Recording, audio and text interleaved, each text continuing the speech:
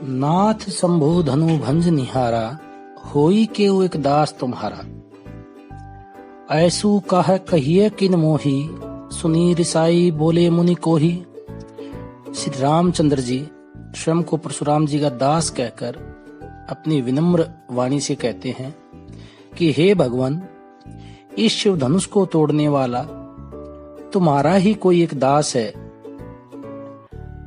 उसके लिए क्या आज्ञा है, मुझसे क्यों नहीं कहते। यह सुनकर परशुराम जी क्रोध से बोलते हैं, सेवकू सो जो करे सेवकाई, अरी करनी करी करी लड़ाई। सुनहु राम जेही शिव धनु तोरा, सहस बाहु समसो रिपु मोरा।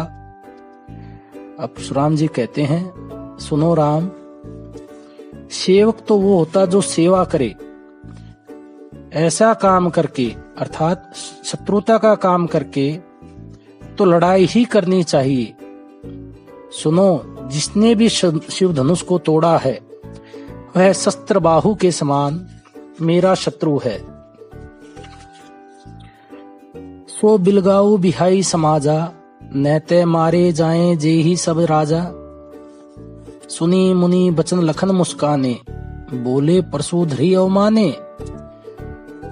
अब परशुराम जी कहते हैं, जिसने भी शिव धनुष को तोड़ा है वो इस क्षत्रिय समाज से बाहर आ जाए, नहीं तो सभी के सब राजाओं को मार दूंगा। यह सुनकर लक्ष्मण जी मुस्कुराने लगे और बोले परशुराम जी का अपमान करते हुए, बहु धनु ही तोरी लड़काई, कभू नासी रिस्क नहीं गुसाई। ये ही धनु पर ममता के ही हेतु, सुनी रिसाई कह भृगुकुल केतु। लक्ष्मण जी कहते हैं, हे भगवान, हमने बचपन में अर्थात लड़कपन में ऐसे छोटे मोटे धनुष बहुत तोड़े, तब तो प्रभु आपने हमारे ऊपर कभी गुस्सा नहीं किया। इसी धनुष पर इतना प्यार, इतनी ममता किस कारण से।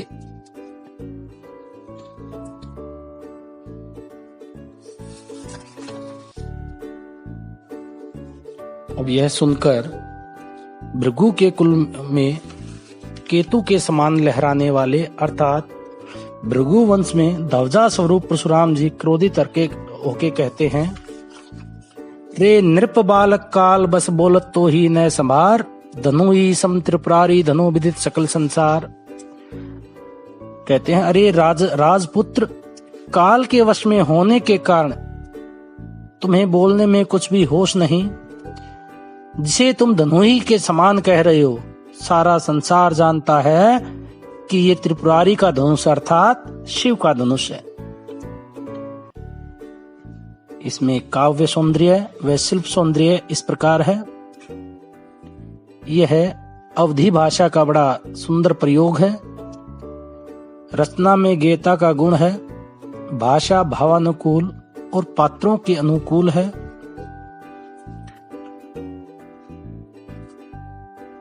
काह कहिए किन तथा करी करिए, सहस भाऊ समसो, बिलगाऊ बिहाई, असी रिस सकल संसार में अनुप्रास का सुंदर प्रयोग है।